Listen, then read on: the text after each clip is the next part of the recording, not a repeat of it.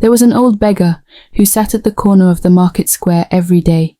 His name was Is, and he was known to everyone.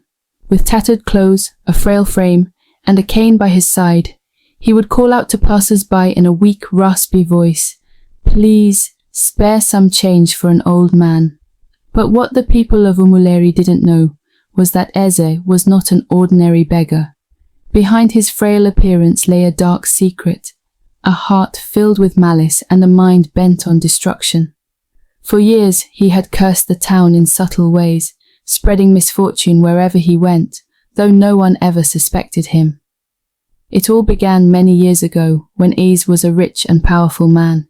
He owned lands and had wealth beyond imagination. But he was greedy. His greed and cruelty led him to cheat the villagers, taking more than his fair share of the land and forcing families into poverty. But as fate would have it, Isy's wealth was taken from him through a series of misfortunes. The land he hoarded dried up, his wealth vanished, and his health deteriorated. Bitter and enraged, he blamed the people of Umuleri for his downfall, vowing to make them suffer. Now disguised as a beggar, Ez used dark powers he had acquired in his quest for revenge. At night, he would visit the town's stream, where the spirits of the underworld granted him the ability to cast curses in exchange for his soul. His cane was not just for support, it was the vessel through which he channeled his malevolence. Whenever a kind-hearted person dropped a coin into Isy's hand, he would mumble a curse under his breath, ensuring that misfortune would follow them. Sometimes it was small things. A cow would stop giving milk, or crops would fail. Other times, the effects were much darker. Families would fall into arguments, leading to bitter feuds, or sickness would strike a household. Yet, no one ever connected the strange occurrences to the humble old beggar in the market square. One day, a young woman named Chika, who had recently moved to Umuleri, passed by Ize's usual spot. Unlike the others, she didn't rush past him or avert her gaze. She had a good heart, and when she saw the old man sitting there, she felt pity. Without hesitation, she reached into her basket and handed him a small loaf of bread and a few coins. "May you be blessed," she said with a warm smile. Ez's eyes narrowed as he accepted the offering. "Thank you, my dear," he replied in his usual raspy voice, though his heart burned with jealousy.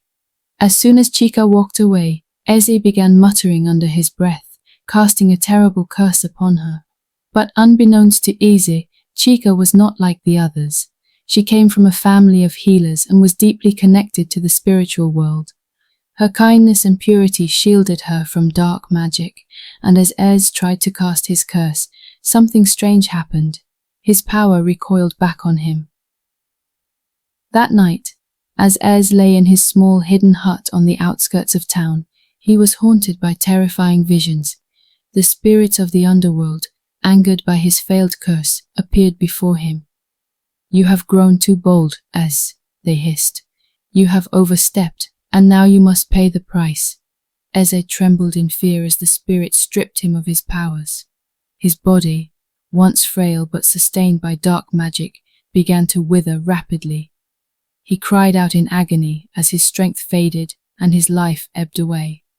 In a final act of desperation, he crawled to the market square, hoping to find someone to help him. But by the time he arrived, he was no longer the cunning beggar he once was. He was just a pitiful, broken man. As the sun rose over Umuleri, the townspeople found Izy's lifeless body in the very spot he had once sat, begging for coins. No one knew his true identity, or the evil he had harbored in his heart. They buried him quietly, unaware that the darkness that had plagued their town had finally been lifted. Chika, sensing the change, smiled to herself. The town of Umuleri would heal, and peace would return. The evil beggar was no more, and his curses were now nothing but a distant memory.